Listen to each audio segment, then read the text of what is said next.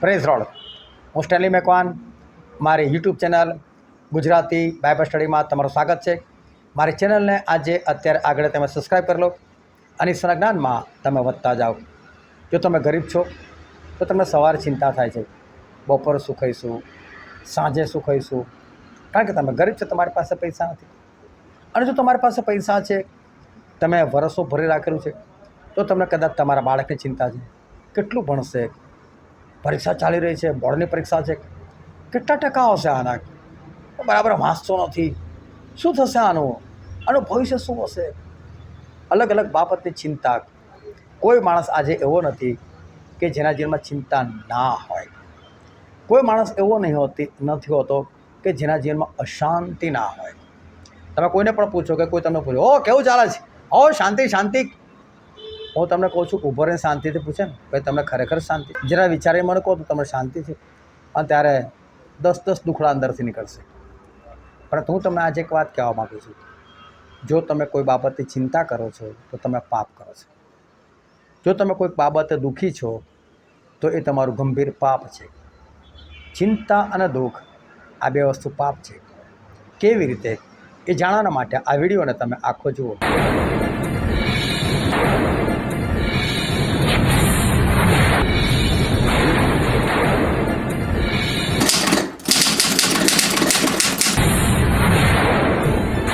આ છેલ્લું ઘર છે અને આપણે છેલ્લું વચન જોવા તરફ જઈ રહ્યા છે.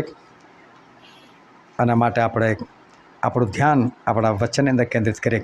આપણે વચનમાં છે અને બાઇબલની અંદરથી લુકની લખેલી સુવાર્તા તેના 10મો અધ્યાય, અને આપણે વાંચીએ તેની 38મી કલમથી લઈને તેની 42મી કલમ સુધી.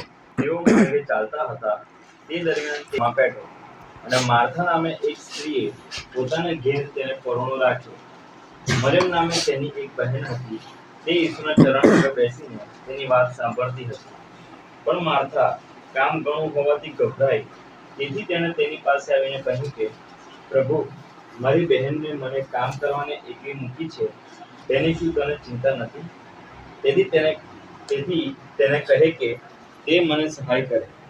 પણ પ્રભુએ તેને ઉત્તર આપ્યો કે, માર્થા, માર્થા, તું ઘણી વાતો વિશે ચિંતા કરે છે અને ગભરાય છે, પણ એક વાતની જરૂર છે, અને મરિયમે સારો ભાગ પસંદ કર્યો છે, કે જે તેની પાસેથી લેવાશે નહીં.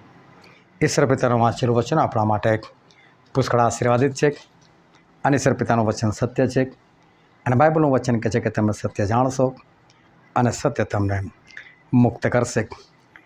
પ્રભુ ઈસુને એકવાર આ માર્થા પોતાના ઘરે બોલાઈ જાય છે કે ચલો ને ઈસુ અમારી સાથે અમારા ઘરે રહેજો ને, કંઈક આપણે સારું ખાવાનું બનાવીશું, કંઈ આપણે ખાઈશું, આપણે સાથે બેસીને આનંદ કરીશું. પરંતુ જે પ્રભુના લોક છે, જે પ્રભુ છે, એ લોકોને ખાવા પીવામાં એટલો બધો ઇન્ટરેસ્ટ નથી હોતો. એ લોકોને રસ હોય છે ઈશ્વરના વચનની અંદર, ઈશ્વરનું વચન પ્રગટ કરવાની અંદર. પ્રભુ ગયા, એમને તો કોઈ કામ કરવાનું હતું ને, એટલે એમની જગ્યા પર બેસી ગયા. જે જગ્યા એમને આપી હશે ત્યાં બેસી ગયા. માર્થાની બેન મરિયમ એ પણ આવી, એ પ્રભુના ચરણોમાં બેસી ગઈ. બસ પ્રભુ કંઈક સંભળાવો ને, કંઈક કહો ને. અને એટલે એ વચન સાંભળવા લાગી. માર્થા જતી રહી રસોડાની અંદર. રસોડાની અંદર જઈને કામ કરવા લાગી. અને એને એવું કે પ્રભુ શું આવ્યા છે, પોતે જ બોલાવી લાવી છે, તો લાવીને કંઈક સારું બનાવીને ખવડાવું, એકાદ બે આઈટમ કદાચ વધારે બનાવીને ખવડાવું, જે પણ હશે. પરંતુ માર્થા એ કામ કરવા લાગી. પણ સાથે સાથે ખાવાનો ટાઈમ પણ સાચવવાનો છે. સમયસર ખાવાનું મળે તો સારું છે. આપણે કોઈને ઘરે બોલાવેલા એક અને ટાઈમ જતો રહે ત્યાં સુધી આપણે ખાવાનું ના આપીએ. બપોરનું ખાવાનું 12 વાગ્યાનું આપણે સાંજે 4 સાડા 4 આપીએ, તો ગમે તેવું સારું હોય તો પણ કોઈ બહુ આનંદ ના આવે. ક્યારે ભૂખ લાગી ત્યારે તો મળ્યું નહીં, અને સમય ઓવર થઈ ગયો ત્યારે તમે આપો, શું ફાયદો? એટલે માર્થા વિચારતી હશે કે સમયસર બી આપવું છે, પણ લાગ્યું કે સમયસર નહીં પહોંચી વળે મારા એકલાથી. એટલે પછી વહેલી આવી, હોય શું તને કંઈ ભાન પડે છે કે છે, હું એકલી તંગાડે કેવું કામ કરું છું કે છે. અને તમે કહા મરે ટોકતા નથી કે છે, તમે ટોક્યું ના જો કે જ્યાં તારી બહેનની મદદ કરે કે છે, એને કહો મારી મદદ કરે કે છે. અને ત્યાં પ્રભુ કહે છે, ઓ માર્થા, ફરી ગઈ, ઓ માર્થા, તું તો કે બહુ બધી બાબતો વિશે તું ચિંતા કરે છે કે છે. મરિયમે સારો ભાગ પસંદ કરેલો છે અને એની પાસેથી નહીં લઈ લેવાય. શું આ માર્થા એ પ્રભુને ખાવાનું બનાવીને ખવડાવવા માગે છે? શું એણે ખોટું પસંદ કર્યું છે? શું એ પ્રભુનું સ્વાગત કરવા ચાહે, સારું ખવડાવવા માગે છે? શું આ બાબત ખોટી છે? આ બાબત પણ ખોટી નથી, પરંતુ આ ખોરાક કેટલો ચાલશે એના કરતાં જે વધારે મોટી અને મહત્ત્વની બાબત છે એ તો છે ઈશ્વરનું વચન. ઈશ્વરનું વચન સાંભળવું, સમજવું, ગ્રહણ કરવું એ વધારે મહત્ત્વનું છે. એ ભાગ મરિયમે પસંદ કરેલો છે અને મરિયમે પસંદ કરે તો પ્રભુ કહે છે એની પાસેથી નહીં લઈ લેવામાં આવે. આ જ બે બહેનોનો એક ભાઈ છે, લાજરસ. હવે લાજરસની વાત એ આ જગ્યા પર કરવામાં નથી આવી, પણ લાજરસની વાત યુહાનની સુવાર્તામાં કરવામાં આવી છે. એક દિવસ શું થયું, લાજરસ બીમાર પડે છે. એટલા બંને બહેનોને ચિંતા થઈ, માર્થાને પણ ચિંતા થઈ, મરિયમને પણ ચિંતા થઈ, ભાઈ બીમાર છે. તો ચલો ને વાંધો નહીં, આપણી પાસે તો પ્રભુ શું છે ને બોલાવી લઈએ. તો એ કોને ખબર પડી કે એ લોકો જે બેથાનિયામાં રહેતા હતા ત્યાંથી લગભગ 25-26 કિલોમીટરના અંતરે જે જગ્યા હતી ત્યાં પ્રભુ શું હતા. એટલે પછી આ લોકો અમુક માણસોને મોકલા જાય જેને કહો કેમ જે લાજરસ પર તું પ્રેમ કરે છે ને, લાજરસ બીમાર છે કે છે. એટલે કોઈને જ્યારે આપણે કહીએ કે બે બીમાર છે, એનો કહેવાનો મતલબ એટલો છે કે આવો અને તમે એને જોઈ જાઓ, તમે એને સાજાપણું આપો. બોલાવનારા ગયા, પ્રભુ પાસે ગયા અને પ્રભુને કીધું કે શું જે લાજરસથી તું પ્રેમ કરે છે, માર્થાના મરિયમનો ભાઈ, એ બહુ બીમાર છે કે છે. તો પ્રભુ એવું નહીં કીધું હા ચલો જઈએ. પ્રભુ એવું બી ના કીધું નહીં આવવાનું, જા ભાઈ બીમાર છે તો મારે શું, મારે કંઈ ધક્કા ખાયા કરવાના. બેમાંથી ના પ્રભુએ આવવાનું કીધું ના નથી આવવાનું કીધું, કોઈ જવાબ જ નથી આપ્યો, ન્યુટ્રલ રહ્યા છે. પણ શિષ્યો ખુશ થઈ ગયા, કારણ કે આ ઘર સાથે આ લોકોનો નજીકનો સંબંધ, બારે ઘડે આવવા જવાનું ત્યાં રહેતું હતું. અને એટલે શું થયું, શિષ્યો કે ચલો ને પ્રભુ જઈએ બેઠાને. હા લાજરસ કે મરી જાય બીમારી છે કે છે, એ મરવાનો થોડો છે, નથી જવું આપણે, નથી મરવાનો કહે છે, આપણે કંઈ જવાની જરૂર નથી. એ ભાઈ ના ગયા. શિષ્યો કે ચલો ભાઈ ના પાડે તો નહીં જવું. ત્યાં જ 2 દિવસ રોકાઈ ગયા. 2 દિવસ પછી પ્રભુ કે ચલો આપણે યહૂદિયા જઈએ કે છે. એટલે યહૂદિયામાં તો કદી કદી પથ્થર મારવા લીધેલા તમને, ફરી પાછું યહૂદિયા જવું છે કે છે. એટલે જે જગ્યા પર તમારો આવકાર નથી ત્યાં જવું છે. એટલે પેલી લાજરસની વાત આવી છે ને, આ લોકોને લાજરસ મળવું, ચલો ભાઈ ત્યાં જતા રહે એમ. પરંતુ પ્રભુ કોઈ બીજી જગ્યાએ જવાની વાત કરે છે. હવે આ બાજુ શું થાય છે કે લાજરસ મરી જાય છે. લાજરસ મરી જાય છે, એને દફન પણ કરી દેવામાં આવે છે. એને પણ 4 દિવસ થયા છે. ત્યારે પ્રભુ પોતાના શિષ્યોને કહે ચલો અરે આપણે જઈએ કે છે. તો કઈ ગયા તો કે લાજરસ ઊંઘી ગયો છે, એને ઉઠાડવા માટે જઈએ કે છે. હવે એની બહેનો નથી કેવડાવી મોકલ્યું ઈસુને કે ભાઈ મરી પણ ગયો, દફન બી કરી દીધો, 4 દિવસ બી થઈ ગયા, હવે તો આવો. પ્રભુને પોતાને ખબર પડે છે, એ સર્વશક્તિમાન છે. એ શિષ્યો કે ચલો જઈએ કે છે, લાજરસ ઊંઘી ગયો છે. ઓ શિષ્યો નથી જવું. કેમ નથી ઊંઘી ગયા અને ઉઠાડવા માટે જવાનો, આટલા કામ માટે એટલું દૂર જવાનું, છોડો ભાઈ નહીં જવું કે છે. તો પ્રભુ કહે છે ભાઈ ઊંઘી ગયો એટલે મરી ગયો છે, એને આપણે સાજો કરવા માટે, એને જીવતો કરવા માટે જવાનો છે કે છે. અને હું ત્યાં નહોતો ને એટલે હું બહુ આનંદ કરું છું કે છે, કારણ કે હું ત્યાં હોત તેને બીમારીમાંથી સાજા પણ આપી દેત. એ મરત નહીં અને એ મરત નહીં તો ચમત્કાર તો નાનો જ થાત. પણ આજે એને મરી ગયે, 4 દિવસ થઈ ગયા, દફન કરે 4 દિવસ થઈ ગયા, અને આજે હું એને ઉઠાડું તો કેટલો મોટો ચમત્કાર. આ તો પ્રભુ મનમાં વિચારે છે, પણ ખાલી કહે છે કે હું નહોતો ને એટલે બહુ આનંદ કરું છું. પણ આનંદ આ વાત નહોતો કે શિષ્યો મોટો ચમત્કાર જોશે, મોટો ચમત્કાર જોશે તો એમનો વિશ્વાસ પણ એ વધારે વધશે. અને એટલે પ્રભુ કે ચલો જઈએ કે છે. શિષ્યો કે ચલો જઈએ. જ્યારે ત્યાં આવ્યા ત્યારે લાજરસને દફન કરીને 4 દિવસ થયા છે. હજુ પણ પ્રભુ શું શાંતિથી જ આવે છે, કોઈ ઉતાવળ નથી. હવે તો ભાગળ બધા યહૂદીઓ છે ત્યાં એમની સાથે વાતોએ મંડ્યા છે, શાંતિથી આવી રહ્યા છે. અને કોઈ કાંઈ નહીં કીધું. માર્થાને માર્થા ઈસુ આવ્યા છે કે છે. તો ઈસુ આવ્યા છે કે હા કઈ તો કે ભાગળ છે કે. તો કે સારું કહે ચલો જઈએ કે છે. એટલે માર્થા છે ને દોડતી જાય છે. પ્રભુ ઈસુને મળે છે, હો ઈસુ તમે જો અહીં ગાડી આવ્યા હોત ને કે છે તો મારો ભાઈ ના મરત કે છે. તમે અહીં હોત તો મારો ભાઈ ના મરત કે છે. અને હજુ પણ પ્રભુ મને એટલું ખબર છે કે તમે ઈશ્વર પાસે જે કંઈ માગશો ને એ તમને મળશે કે છે. હવે લાજરસની વાત છે, લાજરસના મરી ગયેલાની વાત છે ને દફન કરવાની વાત છે. તો હજુ પણ તું માગશે, શું માગશે? શું કંઈ બૂટ ચંપલ માગવાની વાત છે? સોના ચાંદી માગવાની વાત છે? વાતો લાજરસની થઈ ગઈ છે, મરેલાની વાત થઈ રહી છે. એને બધો પ્રભુ તમે તો હજુ પણ એને જીવતો કરી શકો છો એમ કહેવા માગે છે. પ્રભુ ખુશ થયા કે માર્થાનો વિશ્વાસ જોરદાર. હા માર્થા, તારો ભાઈ જીવી શકે છે. તો કહેતો કે પુનરુત્થાનના દિવસે ને, એ કે છેલ્લા દિવસે ને, વર્ષો પછીની વાત ને, તમે બીજા આગમનમાં આવશો ત્યારની વાત ને, એ તો ખબર છે પ્રભુ કે છે. તો પ્રભુ કે ભાઈ પુનરુત્થાન હું છું કે છે, જીવન હું છું. એટલે પુનરુત્થાન હું છું એટલે મારે કરવું તો આજે બી કરી શકું, હું ધારું તો કાલે કરી શકું. મારા હાથમાં છે પુનરુત્થાન. જીવન પણ હું છું, ચાહું તારે આપી શકું. અને પછી કીધું માર્થા, જે કોઈ મારી પર વિશ્વાસ કરે છે તે જો કે મરી જાય તો પણ એ સજીવન થશે. અને જે મારી પર વિશ્વાસ કરે છે અને જીવે છે એ કદી જ નહીં મરે. શું તું એવો વિશ્વાસ કરે છે કે છે? બહુ અદ્ભુત ઈશ્વરનું વચન છે. જે મારી પર વિશ્વાસ કરે છે એ જો મરી જાય, જો તમે પ્રભુ શું પર વિશ્વાસ કરો છો અને વિશ્વાસ કરતાં કરતાં ગમે ત્યારે મૃત્યુ પામો, તો ઈશ્વર એ માણસને ઉઠાડશે, એને પુનરુત્થાન કરશે, એને ઉઠાડશે, જીવતો કરશે. અને જો કોઈ માણસ જીવે છે અને પ્રભુનું આગમન થઈ ગયું, એ કદી જ નહીં મરે. એના માટે મૃત્યુ નથી, એનું બદલાણ થઈ જશે, એ રૂપાંતરિત થઈ જશે અને એ આકાશના રાજ્યનો વારસદાર બનશે. એટલે પ્રભુએ કીધું, બોલ માર્થા, આવો વિશ્વાસ કરતું કે છે? માર્થા કે પ્રભુએ કહ્યું, મને ઉલઝણમાં નાખો છો, આટલો બધો વિશ્વાસ તો છે નહીં. હા પ્રભુ, મેં વિશ્વાસ કર્યો છો ને, તમે ખ્રિસ્ત છો, જગતમાં આવનાર તમે જ છો, મેં વિશ્વાસ રાખ્યો છે ને. અને માર્થા આ બધું નહીં પૂછતો, જે પૂછ્યું એની વાત કર. પણ આ બધી વાતો જે છે ઊંડાણપૂર્વક સમજવા જેવી છે. માર્થાને ખરેખર એ વિશ્વાસ નથી જે પ્રભુ એની પાસે ચાહે છે. અને પછી આ લોકો ચાલતા ચાલતા નજીક આવે છે એટલે મરિયમ પણ દોડતી જાય છે. પ્રભુ, તમે હોત ને તો મારો ભાઈ ના મરત. તમે હોત તો મારો ભાઈ ના મરત. પ્રભુ વિચારે છે, હા મરિયમ બી એવી એમાંની જ છે કે આને બી વિશ્વાસ નથી કે આ બી એવું કે તું અહીં હોત તો ના મળત. અરે પ્રભુ, તમે ગમે ત્યારે આવ્યા ને, ભલે ને આજે 4 દિવસ પછી આવ્યા, તમે આ કે વાર્તા ખરા સવારે આજે ઉઠવાનું જ છે ને, શું મગજ મારી, શું ચિંતા કરવાની, કંઈ જ નહીં. અને પછી પ્રભુ શું કહે છે, ચલો આપણે જઈએ કે છે, ખબર પર જઈએ. ત્યાં ગયા અને ત્યાં જઈને પછી પ્રભુએ કોઈકને કીધું, આ પથ્થર હટાવો કે છે ખબર પરથી. માર્થા કહે છે, પ્રભુ હવે ગંધાતો હશે, દુર્ગંધ મારતી હશે, છોડો ને ભાઈ. પ્રભુ કે માર્થા, મેં તને કીધું નહીં, જો તું વિશ્વાસ કરશે તો દેવનો મહિમા જોશે કે છે. વિશ્વાસ કરને કે છે, તું વિશ્વાસ કેમ નથી કરતી? અને પછી પ્રભુ જોશથી ઘાંટો પાડીને બાઇબલમાં લખ્યું કીધું, એ લાજરસ બહાર આવી કે છે.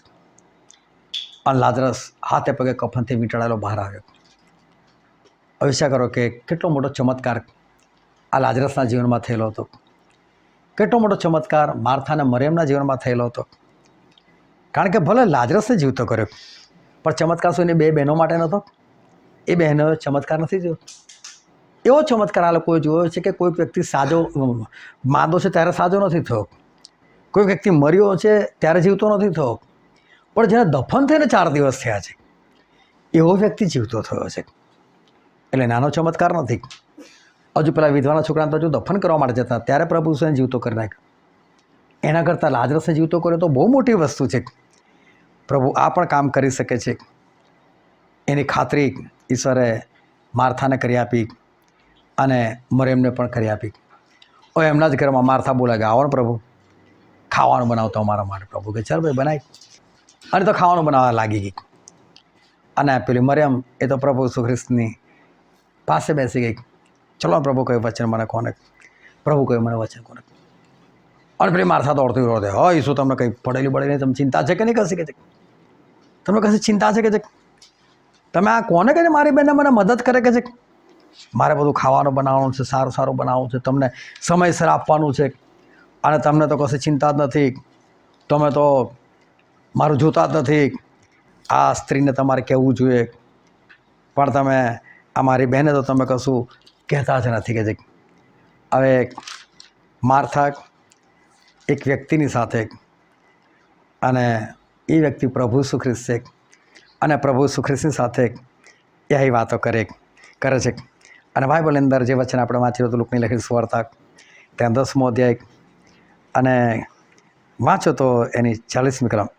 પણ માર્થા કામ ઘણું હોવાથી ગભરાઈ, તેથી તેણે તેની પાસે આવીને કહ્યું કે પ્રભુ, મારી બહેને મને કામ કરવાને એકલી મૂકી છે, તેની શું તને ચિંતા નથી?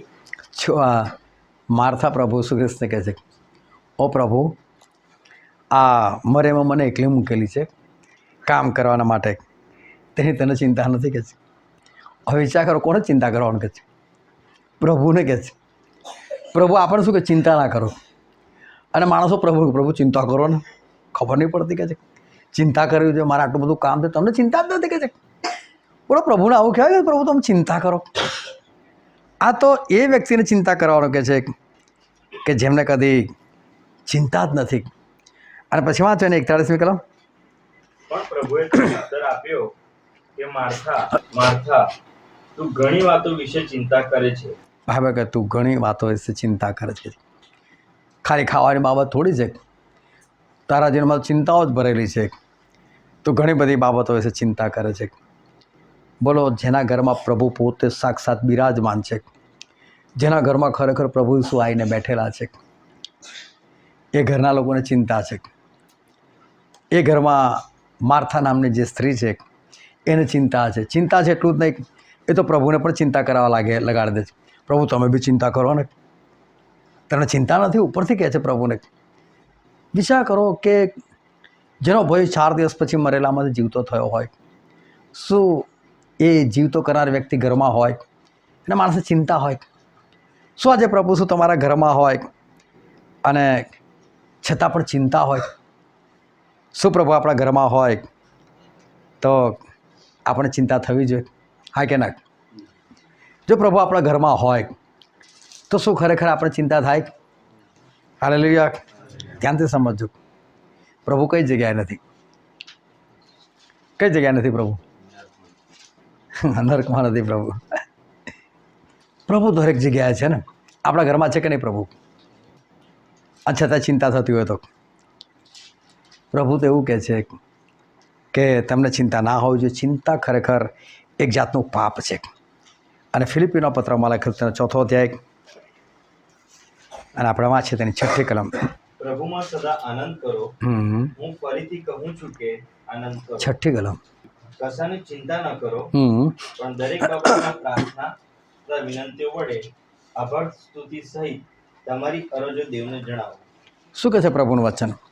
તમે શાની ચિંતા ના કરો? કશું પણ નહીં. કોઈ બાબત એવી નથી કે જેની તમારે ચિંતા કરવાની. હાલેલુયા. કશાની, ના ખાવા પીવાની ચિંતા કરો, ના પહેરવા વાળવાની ચિંતા કરો, ના હરવા ફરવાની ચિંતા કરો, ના નાણાકીય ચિંતા કરો. કોઈ પણ બાબતની ચિંતા નહીં કરવી. ફરી એકવાર વાંચો 6ઠ્ઠી કલમ. કશાની ચિંતા ન કરો, પણ પ્રાર્થના તથા વિનંતીઓ વડે આભાર સ્તુતિ સહિત તમારી અરજો દેવને જણાવો. તમારી જે બી અરજ હોય એ અરજ તમે ઈશ્વરને કેવી રીતે જણાવો? આભાર સ્તુતિ સહિત. અત્યાર સુધી તમને ઈશ્વરે જેટલું આપ્યું છે એનો આભાર માનો, અને આભાર માન્યા પછી તમે તમારી અરજ દેવને જણાવો. જો એ નથી કહેતા આટલી જ અરજ હોવી જોઈએ, આટલા જ પ્રમાણે. કોઈ રેશન કાર્ડ નથી કે જેમાં ફિક્સ કરેલું કે આટલું જ મળશે. જે બી તમારી અરજ હોય, મને કોઈ વાંધો નથી, બાઇબલ કહે છે. પણ તમે શું કરો? ચિંતા ના કરો કહે છે. અવિચાર કરો કે જો બાઇબલ આપણને એવું કહેતું ચિંતા ના કરો, તો આ છે ને આપણને મળેલી એક આજ્ઞા છે. ચિંતા ના કરો એ શું છે? આજ્ઞા છે. અને આજ્ઞા ના પાડો તો એ શું કહેવાય? પાપ કહેવાય. તો ચિંતા કરે શું થયું? હાલેલુયા. મને લાગે બધા ચિંતામાં જ લાગે છે, બોલતા જ કહે છે ચિંતા કરી શું છે? હા, બિંદાસ બોલો. ચિંતા કર્યું પાપ છે, કારણ કે ઈશ્વર આપણને શું કીધું છે કે તમે કશાની પણ ચિંતા ના કરો. એટલે આપણને આજ્ઞા આપે છે કે તમારે ચિંતા નહીં કરવાની. ચિંતા શું છે? પાપ છે. પણ 4ઠી કલમ શું કહે છે? ફિલિપી 4:4. પ્રભુમાં સદા હું ફરીથી કહું છું કે આનંદ કરો. હા, આ પણ શું છે? આનંદ કરો શું છે? આજ્ઞા છે. જો તમે આનંદ ના કરો તો એ શું છે? હાલેલુયા. કોઈ મરી ગયું ને ત્યાં જઈને હસવાના મંડી પડતા. હમણાં તો પ્રભુ આનંદ કરો. હા, મરી ગયો, મજા આવી ગઈ. હા, પ્રભુ જે કહેવા માગે છે ખાલી સમજવાની જરૂર છે. પ્રભુ એવું કહે છે પ્રભુમાં આનંદ કરો. હા ને, એવું જ લખ્યું છે ને? વાંચો ફરી. પ્રભુમાં સદા આનંદ. હું ફરીથી કહું છું કે આનંદ કરો. હા, પ્રભુમાં સદા આનંદ કરો. સદા એટલે ગમે તે પરિસ્થિતિમાં. ઘરમાં મરણ છે તો પણ તમારા જીવનની અંદર શું હોવો જોઈએ? આનંદ હોવો જોઈએ. ગમે તો માતમ છવાયેલો છે પણ તમારી અંદર શું હોવો જોઈએ? આનંદ હોવો જોઈએ. આ પ્રભુ તરફથી મળેલી આપણને એક આજ્ઞા છે, પ્રભુમાં સદા આનંદ કરો. પણ જે ખાસ શબ્દો આવડે, પ્રભુમાં સદા આનંદ કરો, પણ શામાં? પ્રભુમાં. એટલે પ્રભુને મધ્યમાં રાખીને, પ્રભુને સાથે રાખીને તમે શું કરો? આનંદ કરો. પ્રભુમાં આનંદ કરો મતલબ ફાલતુ આનંદ નહીં. ઘણા લોકો બાઇક બહુ સ્પીડમાં ચલાવે, એનો આનંદ આવતો હોય. મજા કે હવામાં ઉડાવી નાખી બાઇક, કોઈને એનો આનંદ આવતો હોય. રસ્તામાં કોઈ જતું હોય એને ચીચિયારો પાડીને હેરાન કરો, કોઈને એમાં આનંદ આવતો હોય. એવા બધા આનંદની વાત નથી. પ્રભુમાં કરવાના આનંદની વાત છે. એટલે કે પ્રભુની જે મર્યાદા છે, એમની જે આજ્ઞાઓ છે, એમના જે નીતિ નિયમો છે, એની અંદર રહીને તમે આનંદ કરો. અને ક્યારે આનંદ કરો? તો કે સદા. હવે સમજો કે તમારા ઘરમાં મૃત્યુ થયેલું છે. આ મૃત્યુ થયેલું એટલે સ્વાભાવિક આપણને શું આવે? રડવું આવે. મૃત્યુ થયેલું તો આપણને અંદર શું થાય? દુઃખ થાય. પણ એ સમયે પ્રભુમાં આનંદ કરવાનો. કઈ રીતે પ્રભુમાં આનંદ કરવાનો? પ્રભુને વચ્ચે રાખવાના. પ્રભુને પૂછવાનું, પ્રભુ આ મરી ગયો છે, શું થયું? મારી મા છે કે મારો બાપ છે કે મારો ભાઈ છે કે જે બી છે, મરી ગયું તો મરી ગયું છે. પણ પ્રભુમાં એ સમયે આનંદ કરવાનો. તો કઈ રીતે પ્રભુમાં તમે આનંદ કરી શકો? પ્રભુને વચ્ચે રાખો. પ્રભુ એટલે એમના વચનોને વચ્ચે રાખો. એમના વચનથી તમે ખાલી વિચારો કે મારો બાપ, મારો ભાઈ, કોઈ પણ મરી ગયું, ચલો આ મરીને કઈ ગયું હશે? સ્વર્ગમાં ગયું હશે કે નરકમાં ગયું હશે? તો તમને એના જીવન ચરિત્રથી ખબર જ હોય કે આ સ્વર્ગમાં ગયું છે કે નરકમાં ગયું છે. અને જો તમને એવું ખબર પડે છે કે એના જીવન ચરિત્રથી બહુ સારું હતું, બધું બરાબર હતું, આ વ્યક્તિ તો સ્વર્ગમાં જ જાય, કે તમારો ભાઈ છે, મા છે, બાપ છે, કોઈ પણ છે, એ સ્વર્ગમાં જ જાય. તો સ્વર્ગમાં ગયાનો આનંદ હોવો જોઈએ કે ના હોવો જોઈએ? ભલે મરી ગયું. વર્ષો પહેલાં એક દુબઈ જેવો દેશ હતો જ્યાં લોકો કમાવા માટે જતા હતા. પહેલાં અમેરિકા, કેનેડા બધી તો વાત જ નથી થતી. મોટાભાગે લોકો દુબઈ જ જાય. અને દુબઈ જાય ને ત્યારે રેલવે સ્ટેશને જ્યારે પેલા મુંબઈથી પ્લેન પકડવા માટે જાય ને એટલે હાર તોરાના બધો એને એટલો વાજતે ગાજતે વિદાય કરે. પણ સાથે સાથે રડે બી ખરા.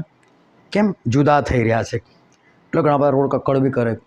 મારો છોકરો જઈ રહ્યો છે દુબઈ, જઈ રહ્યો, ત્યાં શું થશે, કેવું થશે. એક આનંદ બી છે કે બહુ સારી જગ્યા પર જાય છે એટલે એનો આનંદ પણ હોય. પણ જુદા થવાનું એક દુઃખ પણ હોય. પરંતુ બેમાંથી કંઈ એક જ કામ કરો. તમને દુઃખ થતું તો જવા જ ના દેશો ભાઈ ફોરેન. શું કામ તમે એને ફોરેન મોકલો છો? હા, તમને આનંદ છે તો પછી દુઃખ કરવાની ક્યાં જરૂર છે? તમે એને સારા માટે મોકલો તો પછી દુઃખ કરવાની ક્યાં જરૂર છે? બેમાંથી એક જ થવું. અત્યારે તો માણસ એવો નિષ્ઠુર થઈ ગયો, એને જુદા પડવાનું કશું લાગતું નથી. બિંદાસથી આજે 12મું પાસ કરેલું હોય, 17-18 વર્ષના છોકરા હોય, છોકરો બિંદાસથી મા બાપ મોકલી દે છે ને ફોરેન. એટલે કોઈ ફરવા નથી હોતું, કોઈ દુઃખ નથી થતું. ઉપરથી પૂછે મારો છોકરો, બધાને આગળ ગમન થયો, મારો છોકરો તો ફોરેન છે. ફોરેન છે મારે તારા કબજામાં નથી રહ્યું ભાઈ બાળક. હવે એને કશો પણ પ્રશ્ન તું અડધી રાતે ત્યાં નહીં હાજર થઈ શકે. હવે તારા હાથમાંથી એ ગયા ખાતે છે. પણ જે વ્યક્તિ મરી ગયો છું એની વાત કરું તો પૂછો કે કઈ જગ્યાએ ગયું? એના જીવન ચરિત્રથી તમને ખબર પડે કે સ્વર્ગમાં ગયું, તો પછી એને દુઃખ કરવા ક્યાં જવું છે? આનંદ કરો. અને બાય ચાન્સ એના જીવન ચરિત્રથી તમને ખબર પડે છે આ તો નરકમાં ગયું છે, ભલે તમારો બાપ છે, મા છે, ભાઈ છે, કોઈ પણ છે, અંગત સગું છે, પણ તમને ખબર પડે કે નરકમાં ગયું. તમે એના માટે રડો, તમે એના માટે દુઃખ કરો, તમે છાતી પીટો, ગમે તે કરો. આવું ગમે તે કરવાથી શું ઈશ્વર ખુશ થઈને એને નરકમાંથી સ્વર્ગમાં લેશે? નથી લેવાના.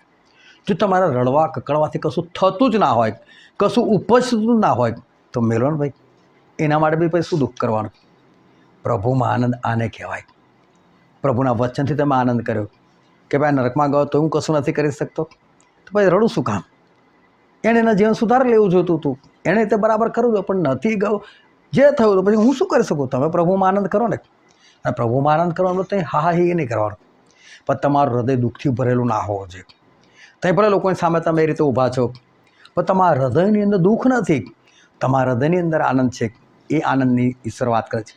બાકી ઈશ્વર કહે છે કે જે ઘરમાં મરણ થયેલું હોય એટલે કે દુઃખી ઘર હોય ત્યાં પહેલાં જ તમે જાઓ કે છે. અને ત્યાં દુઃખીના ઘરમાં જઈને તમે હસી ના શકો, તમે એના દુઃખના ભાગીદાર બનો, પણ તમને ઈશ્વર દુઃખ નથી આપ્યું. તમારી અંદર કોઈ દુઃખ નથી, તમે આનંદ જ કરો. તમે હૃદય અંદરથી આનંદથી પ્રફુલ્લિત હોવું જોઈએ કે આ ઘરમાં ગમે તેવી પરિસ્થિતિ પણ પ્રભુ તમે મન તો બચાવેલો છે. અને માટે પ્રભુમાં આનંદ કરો ને, એ પણ એક આજ્ઞા છે. અને કશાની ચિંતા ના કરો એ પણ આજ્ઞા છે. જો તમે ચિંતા કરો છો તો પણ તમે પાપ કરો છો, અને તમે દુઃખી થાઓ છો ને તો પણ તમે પાપ કરો છો. હવે શું તો આમના ઘરમાં જ બેઠેલા છે. માર્થા પોતે જ બોલાઈ લાયેલી છે. માર્થાને કહેવાથી જ પ્રભુ છો આજે, અને એ માર્થા પોતે ચિંતા કરે તો પ્રભુને કેવું દુઃખ થાય કે તમે એકદમ મને બોલાયો, તો મને ઘરમાં બેસાડ્યો. જે 5,000-5,000ને રોટલી અને માછલી, 5 રોટલીને 2 માછલીથી ખવડાવી શકતા હોય, સ્ત્રીઓ બાળકો તો અલગ હોય, 4,000 પુરુષોને અને સ્ત્રીઓના બાળકોને પ્રભુ શું ખવડાવી શકતા હોય, તો માર્થા જે ખાવાનું બનાવે છે અને ચિંતા કરે છે, આ મૂર્ખતા નહીં. માર્થા બી શું કરે, પ્રભુ હું તો બેસું છું ગાડી કે, અને પછી પ્રભુએ પૂછવું છે મને ખાવા બોલાને કશું બનાવતા નહીં લા? હા તમે અમે ખાવાનું બનાવે વાત કરો, કરી નાખો ભાઈ, જે તકે ચમત્કાર કરો કરી નાખો ને, અમને બી સારું ખવડાવો. પ્રભુ તો એવું કહેવાનું હોય, બિંદાસ રહેવાનું હોય. પરંતુ એની જગ્યા પર જો માણસ ચિંતા કરે અને જો માણસ દુઃખી થાય તો એનો અર્થ એવો થયો કે પ્રભુની હાજરીનો એને અનુભવ નથી, કાં તો પ્રભુની હાજરીને ગણકારતો નથી, કાં તો પ્રભુની હાજરી પર એને વિશ્વાસ નથી. ચિંતા અને દુઃખ આ બે બાબત એવી છે કે જે સર ના પાડે છે તમારા જીવનમાં ના હોવું જોઈએ. અને જો તમારા જીવનમાં આ બે બાબત આવે છે, ચિંતા અને દુઃખ, તો એનો મતલબ પ્રભુ પર જે વિશ્વાસ હોવો જોઈએ એ વિશ્વાસ તમારો આમથી તેમ થઈ ગયેલો છે. એ વિશ્વાસમાં તમે ડગમગી ગયેલા છો. ખરેખર આપણા જીવનમાં એક જ બાબત હોય કે જે ઈશ્વરને આપણે માનીએ છીએ એ ઈશ્વર આપણે કેવા છે, સર્વશક્તિમાન છે, એ સઘળું કરી શકવાના માટે શક્તિમાન છે. પરંતુ બાઇબલ એવું કહે છે કે પ્રભુના મનને કોણે જાણી શકે છે? એટલે કે પ્રભુનું મન કોણ જાણી શકે? કોઈ ના જાણી શકે. એમના મનની અંદર શું મૂકેલું છે તમને ખબર છે? તમને કશું ખબર નથી. આપણું હૃદય કેટલું? આપણું હૃદય બાઇબલ એવું કહે છે કે આટલી મુઠ્ઠી વાળે ને એટલું આપણું હૃદય. દરેકની મુઠ્ઠી, જે નાનું બાળક તેની મુઠ્ઠી પ્રમાણે એનું હૃદય. એટલે આપણું હૃદય છે ને ખાલી આ મુઠ્ઠી જેટલું છે. હવે પ્રભુનું હૃદય પણ કેટલું હોય? મુઠ્ઠી જેટલું છે ને. પણ પ્રભુની મુઠ્ઠી કેટલી મોટી? એમના ખોબામાં આખો સમુદ્ર સમાઈ શકતો હોય, બરાબર? તેમની મુઠ્ઠી જ વિચાર કરો, લગભગ સમુદ્ર જેવી પ્રભુની મુઠ્ઠી હોય. એનો મતલબ સમુદ્ર જેવું તો પ્રભુનું ખાલી હૃદય હોય. આ હૃદયને કોણ પારખી શકે? મન કહો, એ અંદર શું છે કોણ જોઈ શકે? કોઈ માણસની તાકાત ખરી કે નહીં? આપણે પ્રભુને ઓળખી નથી શકતા. એમનું જે હૃદય જે છે ને, હૃદયની અંદર કઈ કઈ વાતો ભરી છે આપણે જાણી નથી શકતા. અગાધ છે એ વસ્તુ, એટલા બધા મહાન છે આપણા ઈશ્વર કે આપણે નથી જાણી શકતા. અને માટે એ હૃદયના કયા ખૂણામાં કે કઈ જગ્યાએ આપણા માટે એમણે કઈ વાત વિચારીને રાખી મૂકેલી છે એ આપણે નથી જાણતા. પણ આટલું મોટું જેનું હૃદય હોય, તો વિચાર કરો કે પૃથ્વીનો જે ગોળો છે ને એના 71.28% આ સમુદ્ર રોકે છે. કોરી ભૂમિ એ તો 28-29% જ છે ખાલી. અને એ 28-29% જે કોરી ભૂમિ છે એની અંદર પણ કેટલી બધી જમીન આજે પણ ઉજ્જડ જંગલમાં ખાલી પડી રહેલી છે. વસ્તી કેટલા ભાગમાં છે? બહુ જ ઓછા ભાગમાં. મને એવું લાગે છે કે આ પૃથ્વીનો જે ગોળો છે ને એના કદાચ 1.5-2% ભાગની અંદર જ આ વસ્તી હશે, બાકી તો બધું ખાલી ખાલી જ છે. અને 71.28% તો પેલો સમુદ્ર છે. અવિચાર કરો કે પ્રભુનું હૃદય એટલું બધું મોટું છે કે માણસની વસ્તી કરતાં પણ અનેક ગણું મોટું છે. અને એ હૃદયની અંદર કોના માટે કઈ વાત કઈ જગ્યાએ રાખી મૂકેલી છે એ કોઈ પણ માણસ જાણી નથી શકતું, એ કોઈ પણ માણસ એ સમજી નથી શકતું.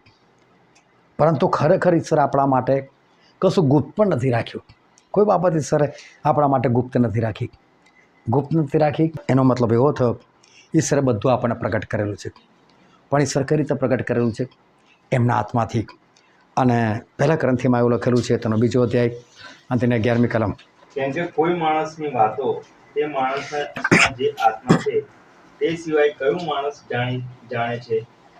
એમ જ દેવના આત્મા સિવાય દેવની વાતો બીજો કોઈ જાણતો નથી. દેવના આત્મા સિવાય દેવની વાતો બીજો કોઈ જાણતો નથી. માણસમાં રહેલો આત્મા માણસની વાતો જાણી શકે છે, તો દેવની અંદર રહેલી વાતો દેવનો આત્મા એટલે કે પવિત્ર આત્મા જાણી શકે છે. એનો મતલબ બાઇબલ એવું કહે છે કે પ્રભુના દેવને કોણે પારખ્યું છે? કોણ પ્રભુનો મંત્રી થયો છે? કોણ પ્રભુને શીખવાડે? કોઈ નહીં. એમના હૃદયની અંદર જે વાત છે કોઈ જાણી શકતું નથી. પણ જો દેવનો આત્મા હોય, પવિત્ર આત્મા હોય તો તમે જાણી શકો કે દેવના હૃદયની અંદર શું ભરેલું છે, કેટલું ભરેલું છે, કોના માટે ભરેલું છે, અને વિશેષ કરીને મારા માટે કેટલું ભરેલું છે એ આપણે જાણી શકીએ છીએ. શાના દ્વારા? પવિત્ર આત્મા દ્વારા. અને પવિત્ર આત્માનું જ ફળ છે. શું છે પવિત્ર આત્માનું ફળ? શાંતિ. એ જ પવિત્ર આત્માનું ફળ શું છે? આનંદ. એટલે પવિત્ર આત્મા હોય તો આપણા જીવનમાં શું આવે? આનંદ પણ આવે ને, આપણા જીવનમાં શાંતિ પણ હોય ને. શાંતિનો મતલબ ચિંતા ના હોવી. ચિંતા હોય તો થોડી શાંતિ હોય, ચિંતા હોય ત્યારે શાંતિ હોય. એટલે આ બે ફળ એવા છે, શાંતિ અને આનંદ. એ તમારા જીવનમાંથી એ અશાંતિ દૂર કરે છે, એટલે કે ચિંતાઓ દૂર કરે છે. પરંતુ આના માટે આપણે પવિત્ર આત્માથી ભરપૂર હોવું જરૂર છે. માણસ એ નથી ખબર કે આપણી ખરેખર જરૂરિયાત શું છે. આપણી ખરેખર જરૂરિયાત છે ને ઈશ્વરનો આત્મા છે. આપણે ખરેખર જરૂરિયાત પ્રભુનો આત્મા છે, પવિત્ર આત્મા છે. આપણે ફક્ત એનાથી ભરપૂર થવાની જરૂર છે. કેમ? એનાથી કરો ભરપૂર થઈશું તો આપણે ઈશ્વરને ઓળખી શકીશું, પારખી શકીશું, એમના હૃદયમાં શું છે જાણી શકીશું. અને જ્યાં તમે એ જાણશો ને પવિત્ર આત્માથી, ત્યાં તમને ખબર છે ઓહો મારા માટે તો બધું રાખી મૂકેલું છે, મૂકેલું જ છે. અને મૂકેલું છે એટલે ચિંતા નામની કોઈ વસ્તુ નથી. પછી ચિંતા નામની વસ્તુ નથી તો પછી આપણને અશાંતિ નથી. આપણા જીવનમાં શું છે? આનંદ છે. માટે તમે તમારી જરૂરિયાત જાણો. એ સમૃદ્ધ સ્ત્રી આનંદ માટે, શાંતિ માટે એક પછી એક પતિ બદલતી જાય છે, બદલતી જાય છે. પણ મળી ક્યારે શાંતિ? પ્રભુ આવ્યા ત્યારે જ નહીં. પતિઓમાં શાંતિ હતી, અટકી ગઈ નહીં 6 પતિ પછી. હવે નથી કરો, હવે શાંતિ મળી ગઈ, હવે આનંદ મળી ગયો. માણસો ભાગે છે ખોટી દિશામાં, બસ પ્રોબ્લેમ ત્યાં છે. સાચી દિશામાં ભાગો, તમે પવિત્ર આત્મા તરફ ભાગો. એ તમારી જરૂરિયાત છે. આ પૃથ્વી પર પણ તમને ચલાવવાના માટે અને આવનાર દિવસોમાં સ્વર્ગમાં લઈ જવાના માટે પણ તમારી જરૂરત પવિત્ર આત્મા છે. પરંતુ જેના ઘરની અંદર ઈસુ છે, જે પોતે જ બોલાવે છે, એ જ ચિંતા કરે છે. ત્યાં પ્રભુ શું કીધું? માર્થાએ સારો ભાગ પસંદ કર્યો છે કે ચિંતા નથી કરતી. મરિયમે સારો ભાગ પસંદ કર્યો છે. મરિયમે સારો ભાગ પસંદ કર્યો, એ ચિંતા નથી કરતી. અને મરિયમ મારા વચન સાંભળે છે, મતલબ કે આનંદમાં છે. એણે ખરેખર સારો ભાગ પસંદ કર્યો છે. અને પ્રભુ એ ના છીનવી લો ભાઈ, તને ચિંતા છે, તું કહેતું ચિંતા તારી દૂર કરું, પણ મરિયમે જે સારો ભાગ પસંદ કર્યો છે એ તો હું ના લઈ લઉં એની પાસેથી. એની પાસે કોઈ નહીં લઈ શકે. તો સારો ભાગ શું છે? સારો ભાગ તો ઈશ્વર છે. સારો ભાગ તો પવિત્ર આત્મા છે. આપણે એમનામાં બની રહેવાનું છે. આપણે એમને પ્રાપ્ત કરવાનું છે, એની ભરપૂરી પ્રાપ્ત કરવાની છે. એની અંદર બધું જ છે આપણું. એ તમારી અંદર આવશે તો તમે બધું જ જાણી શકશો. તમે ઈશ્વરના હૃદયને જાણી શકશો. ઈશ્વર તમારા માટે શું મૂકી રાખેલું છે એ તમે જાણી શકશો. અને તમે જાણશો તમારા જીવનમાં ચિંતા ને બધું દૂર થઈ જશે. કારણ કે પવિત્ર આત્માનું ફળ જ પ્રેમ, આનંદ અને શાંતિ છે. બધું તમારા જીવનમાં દૂર થશે. પણ જ્યારે આપણે ખોટી દિશામાં ભાગીએ છીએ ને ત્યારે આપણા જીવનમાં પ્રોબ્લેમ થાય છે. એ ખોટી દિશામાંથી બહાર આવે, આપણે મારથા નહીં, આપણે મરિયમ જેવા બનીએ, આપણે પ્રભુ શું જેવા બનીએ. ચિંતા કરનાર નહીં, શાંતિમાં રહેનાર બને. આપણે ગમમાં રહેનાર નહીં, આપણે આનંદિત બને. કે મારા પ્રભુને નથી ગમતું, એ આપણા બાપ છે. કયા બાપને એવું ગમે કે એનો છોકરો ઉદાસ કરે? કયા બાપને એવું ગમે કે એનો છોકરો ચિંતા કરે? મને ખબર છે એકવાર મારા કોઈ બાળકને ફી ભરવાની હતી, અને ફી ભરવાની હતી અને સ્કૂલમાંથી એને કીધું કે ભાઈ કાલે ફી લઈ આવજે. એટલે મને કીધું કે પપ્પા મારી ફી ભરવાની છે કાલે. હા વાંધો નહીં. સર ફરી યાદ રહ્યું, પપ્પા ફી ભરવાની. મેં કહ્યું હા તું તારે જાને, હું આવી જઈશ ફી ભરવા માટે.